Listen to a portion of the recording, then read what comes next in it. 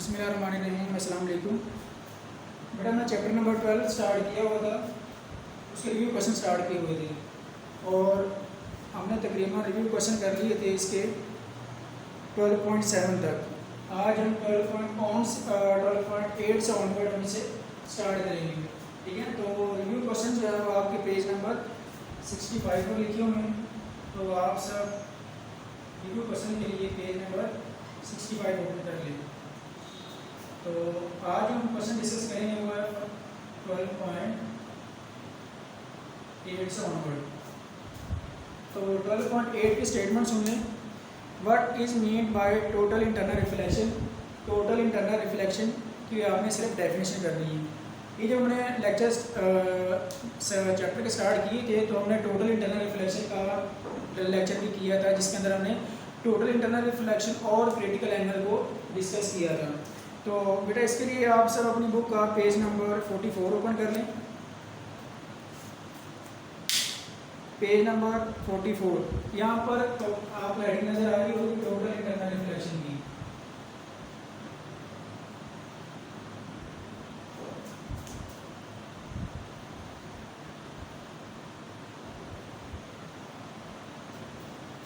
Total internal reflection simple नाम से जाहिर है कि टोटल का मतलब कंप्लीट, इंटरनल का मतलब अंदरूनी साइड पर जो रिफ्लेक्शन हो रही होती है उसको हमने डिस्कस करना है रिफ्लेक्शन के अंदर।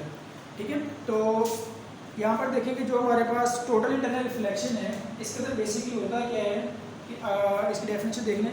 When the angle of incidence become larger than the critical angle. अगर हमारे पास एंगल ऑफ इंसिडेंस है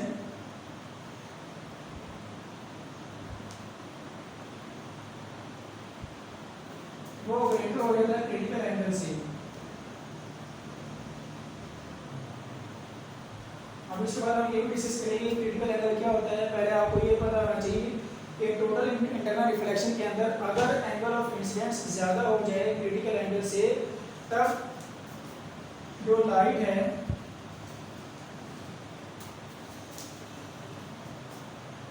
डज नॉट रिफ्लेक्ट।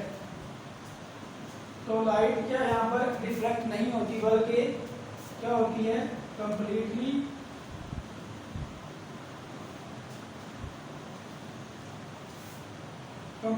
रिफ्लेक्टिंग। ठीक है, अगर हमारे पास एंगल ऑफ इंसिडेंस है वो क्रिटिकल एंगल से ज़्यादा हो जाए तो लाइट जो है वो रिफ्लेक्ट नहीं होती। हमने डिस्कस किया था रिफ्लेक्ट का पर्पस क्या होता है। रिफ्लेक्ट हम कहते हैं कि किसी मीडियम के अंदर से पास हो जाए, वो होता है रिफ्लेक्ट होना। तो जब angle of incidence critical angle से ज़्यादा हो जाए तब लाइट जो है वो रिफ्लेक्ट नहीं होती बल्कि कम्प्लीटली रिफ्लेक्ट हो जाती है। तो इस जो कम्प्लीटली रिफ्लेक्टिंग का प्रोसेस है इसको हम नाम देते हैं टोटल इंटरनल, इसको हम नाम देते हैं टोटल इंटरनल रिफ्लेक्शन। ठीक है, तो सपोज हमारे पास अगर डायग्रामेटिकली इसको देख लें तो ये इंसिडेंट रे आई, टकराने के बाद अगर इसका जो एंगल ऑफ इंसिडेंस है ये वाला क्रिटिकल एंगल से ज़्यादा हो जाए तो ये लाइट क्या करेगी, वापस इसी मीडियम में ट्रैवल कर जाएगी, रिफ्लेक्ट हो जाएगी। तो इस प्रोसेस को, इस फिनोमिना को, कम्प्लीटली फिनोमिना को हम नाम देते हैं टोटल इंटरनल रिफ्लेक्शन का। ठीक है, तो आपने सिर्फ इसके अंदर इस शॉर्ट क्वेश्चन के अंदर 12 पॉइंट शॉर्ट क्वेश्चन के अंदर यही बताना था कि टोटल इंटरनल रिफ्लेक्शन क्या होता है। तो एंगल ऑफ इंसिडेंस जब आप अगर क्रिटिकल एंगल से ज़्यादा हो जाए तो लाइट जो है वो रिफ्लेक्ट कर जाती है, रिफ्लेक्ट नहीं होती बल्कि रिफ्लेक्ट कर जाती है। इस टोटली रिफ्लेक्टिंग प्रोसेस को हम नाम देते हैं total internal reflection.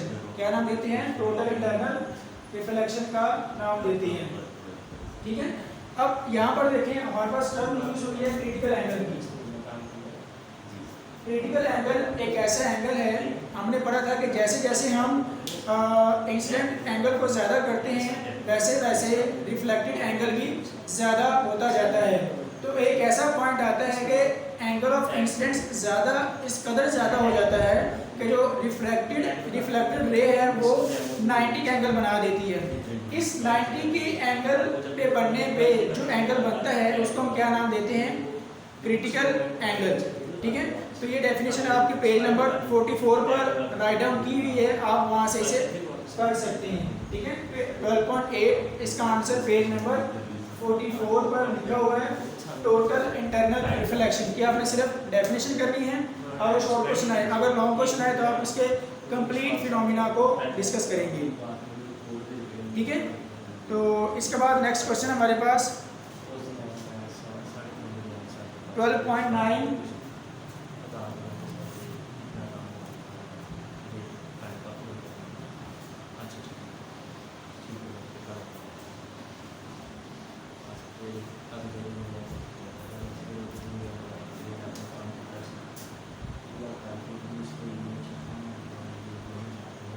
Next question हमारे पास 12.9 की स्टेटमेंट सुन लें। वो कह रहा है कि state the conditions for total internal reflection. ठीक है, टोटल इंटरनल रिफ्लेक्शन की कंडीशंस को आपने एक्सप्लेन करना है।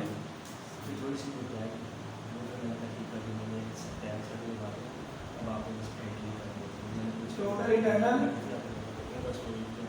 रिफ्लेक्शन आपने इनकी कंडीशंस को डिस्कस करना है, टोटल इंटरनल रिफ्लेक्शन की।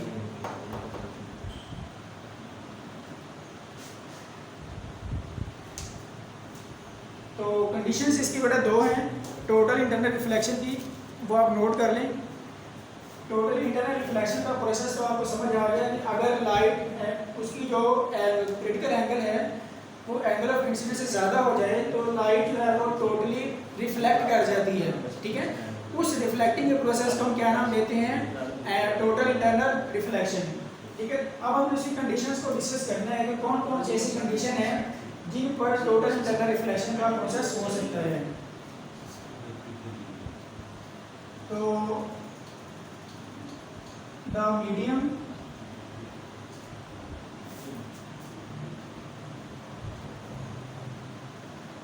through which the light rays pass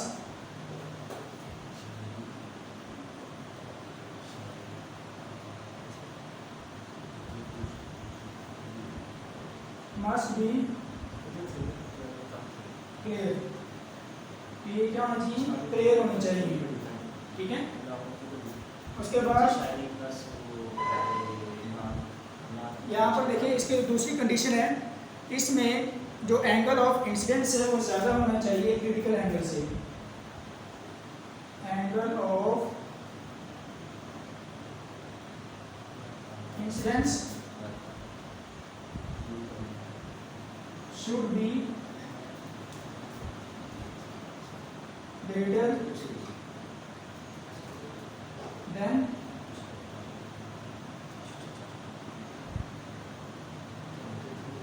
should be greater than critical angle। ठीक है, angle of incidence should be greater than critical angle. तो इसके बाद बेटा जो नेक्स्ट इसका जो कंडीशंस आ सकती हैं वो यही है कि हमारे पास जो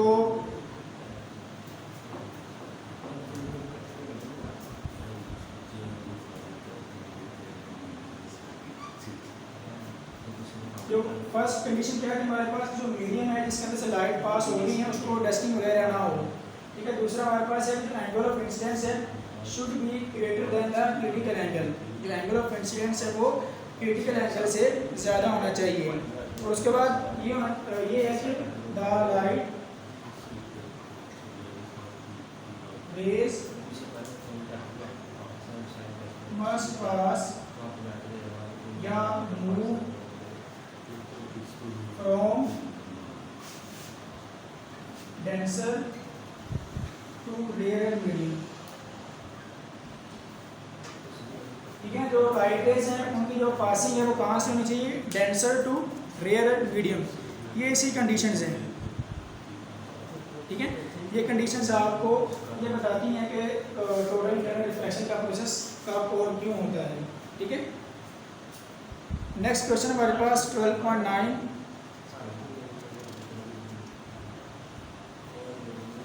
12.10 12.10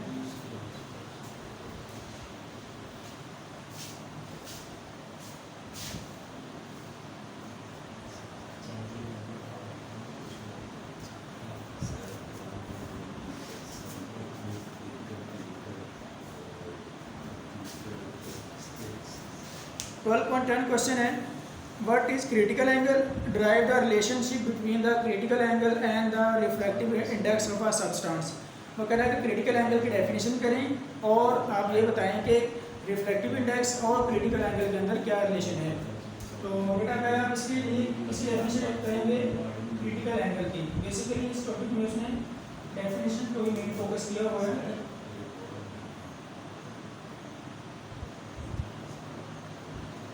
क्रिटिकल एंगल, तो क्रिटिकल एंगल ये है कि when the angle of incidence angle of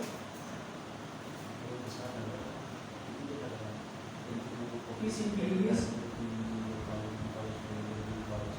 and it makes reflected ray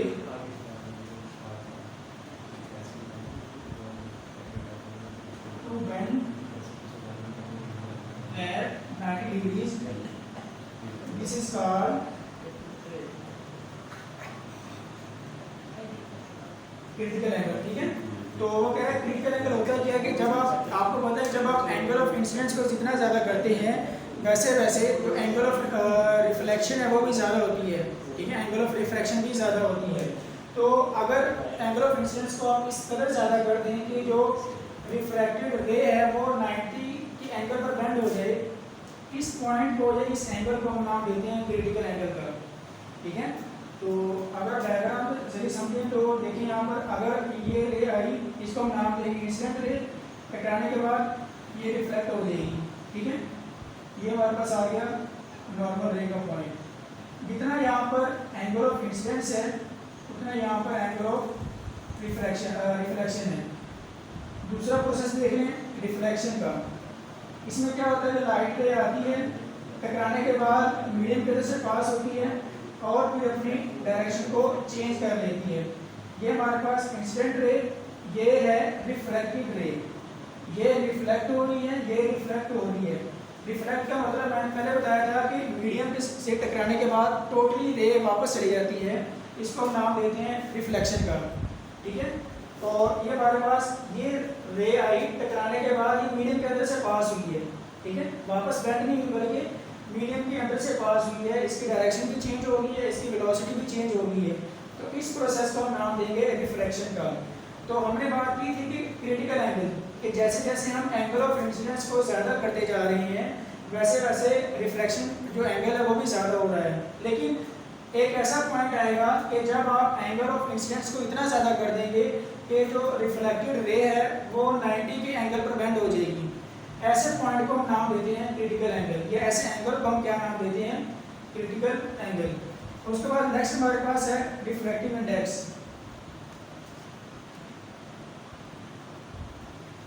refractive index और क्रिटिकल एंगल का आपस में बहुत क्लोज रिलेशन है। इसमें आप देखें कि जो रिफ्रैक्टिव इंडेक्स, जब हमने ऑप्टिकल फाइबर को डिस्कस किया था तो ऑप्टिकल फाइबर के अंदर हमने ये कहा था कि जो टेलीफोनिक सिग्नल्स होते हैं वो उनकी कोटिंग इस तरह की जाती है कि वायर के अंदर वायर प्लास्टिक कोटिंग होती है, अंदर जो है वो वायर्स लगी होती हैं, मेटल की वायर लगी होती हैं।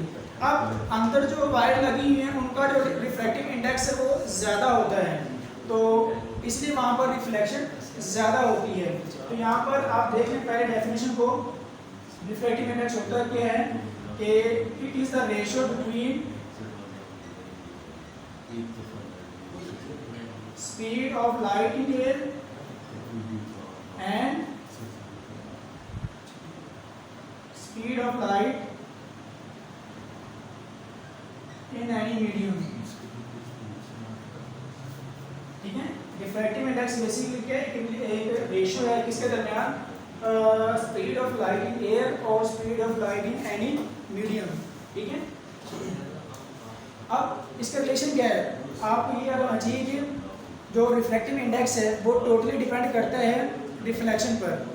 ठीक है, तो जिसका रिफ्रैक्टिव इंडेक्स जितना ज़्यादा होगा वहाँ पर रिफ्लेक्शन का प्रोसेस उतना ही ज़्यादा होगा। ऐसा हमने ऑप्टिकल फाइबर के अंदर डिस्कस किया था। ठीक है, तो आप कह सकते हैं कि जैसे जैसे क्रिटिकल एंगल ज़्यादा हो रहा है वैसे वैसे रिफ्लेक्शन भी ज़्यादा हो रही है, और उसके साथ साथ जो हमारे पास रिफ्रैक्टिव इंडेक्स है इसकी वैल्यू भी ज़्यादा हो रही है। जब रिफ्रैक्टिव इंडेक्स की वैल्यू ज़्यादा होगी, रिफ्रैक्टिव इंडेक्स की वैल्यू ज़्यादा होगी, वहाँ पर रिफ्लेक्शन, आर का मतलब है रिफ्रैक्शन है, रिफ्रैक्शन भी ज़्यादा होगी। जब रिफ्लेक्शन ज़्यादा होगी तो सिग्नल्स क्या होंगे, ज़्यादा ट्रांसमिट होंगे। यही प्रोसेस है क्रिटिकल एंगल का, कि जितना क्रिटिकल एंगल आप ज़्यादा करते जाएंगे वहाँ पर रिफ्लेक्शन का प्रोसेस ज़्यादा होगा और हमारे पास जो सिग्नल्स हैं वो ज़्यादा ट्रांसमिट होना शुरू हो जाएंगे। ठीक है, इसके बाद लास्ट क्वेश्चन है हमारा 12.11।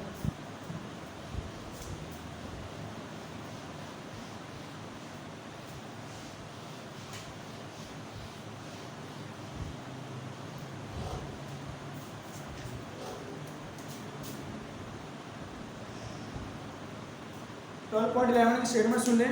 What are optical fibres, describe how total internal reflection is used in the propagation through optical fibre. वो कह रहा है कि आप ऑप्टिकल फाइबर की डेफिनेशन करें और ये बताएं कि टोटल इंटरनल रिफ्लेक्शन की मदद से सिग्नल्स कैसे ट्रांसमिट होते हैं।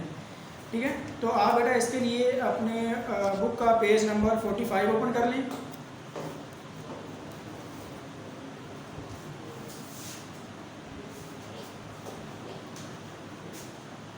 ये टॉपिक हमने पहले डिस्कस किया हुआ है, अब थोड़ा सा ओवरव्यू कर लेते हैं इसका। तो आपको बेटा ये पता है कि ऑप्टिकल फाइबर्स के अंदर होता क्या है, इसके अंदर हेयर थ्रेड लाइक स्ट्रक्चर्स होती हैं, धागे नुमा शक्ल बनी होती है। ठीक है, जो वायर्स होती हैं वो क्या होती है बेटा, हेयर लाइक, जैसे हमारे बाल हैं इनकी तरह बारीक बाल से मिलके, वायर से मिलके एक पूरी ऑप्टिकल फाइबर बनती है, थाउजेंड्स ऑफ वायर्स को मिलाकर। ठीक है, तो इसके अंदर क्या कह सकते हैं,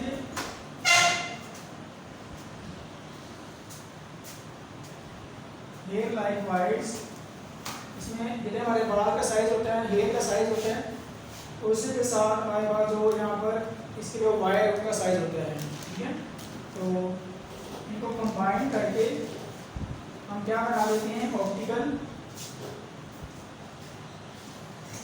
इनको कंबाइन करके हम ऑप्टिकल फाइबर बना देते हैं। अब आप देखें कि सपोज हमारे पास ऑप्टिकल फाइबर की वायर का सैंपल है। ठीक है, ऑप्टिकल फाइबर के अंदर आप देखेंगे कि जो एयर का रिफ्लेक्टिव इंडेक्स है, कि जो एयर है यहाँ पर नॉर्मल एयर है, इसका जो रिफ्लेक्टिव इंडेक्स है वो 1.00 है और जो इंटरनल रिफ्लेक्टिव इंडेक्स है वो वैरी कर सकता है। ठीक है, तो पहले आपको ये पता होना चाहिए कि आउटर लेयर है, इसको आप नाम देते हैं ग्रेडिंग का। ऑप्टिकल फाइबर की जो आउटर लेयर है उसका क्या नाम देंगे, ग्रेडिंग का, और जो इंटरनल लेयर है इसको हम नाम देंगे कोर। क्या नाम देंगे, कोर। ठीक है, और जो कोर है इसका रिफ्लेक्टिव इंडेक्स ज़्यादा होता है, कोर का जो रिफ्लेक्टिव इंडेक्स है वो ज़्यादा होता है। जब रिफ्लेक्टिव इंडेक्स ज़्यादा होगा तो यहाँ पर जो रिफ्लेक्शन का प्रोसेस है वो भी ज़्यादा होगा। इसके बाद हमारे पास ग्रेडिंग है, ग्रेडिंग का रिफ्लेक्टिव इंडेक्स जो है वो कम होता है। जितना रिफ्लेक्टिव इंडेक्स कम होगा वहाँ पर रिफ्लेक्शन का प्रोसेस कम होगा, इसलिए जो हमारे पास ग्रेडिंग है, आउटर लेयर है, यहाँ पर जो सिग्नल्स हैं वो कम लॉस होते हैं। ठीक है, तो अब लाइट पे सपोज यहाँ से आई, टकराने के बाद इसका रिफ्लेक्टिव इंडेक्स ज़्यादा था इसलिए यहाँ पर रिफ्लेक्ट हो रही है। ग्रेडिंग का जो रिफ्लेक्टिव इंडेक्स है वो कम होता है इसलिए यहाँ पर रिफ्लेक्शन कम से कम होगी। अब यहाँ पर देखिए जो क्रिटिकल एंगल की वैल्यू है, एंगल ऑफ इंसिडेंस जो है वो क्या है, वो क्रिटिकल एंगल से यहाँ पर ज़्यादा है। जब क्रिटिकल एंगल से एंगल ऑफ इंसिडेंस ज़्यादा है तो यहाँ पर जो रिफ्लेक्शन का प्रोसेस है वो ज़्यादा होगा। तो बेटा जो ऑप्टिकल फाइबर है ये आपका पेज नंबर 45, बुक का पेज नंबर 45, यहाँ पर ऐसे कंप्लीट राउंड क्वेश्चन आपने इसे डील कर रहे हैं। ठीक है, तो आज के लेक्चर में सिर्फ हमने ये शॉर्ट क्वेश्चन करने थे, बाकी इंशाल्लाह नेक्स्ट लेक्चर में हम इन शॉर्ट क्वेश्चन को कवर करके न्यूमेरिकल की तरफ मूव करेंगे। तब तक के लिए अल्लाह हाफिज़।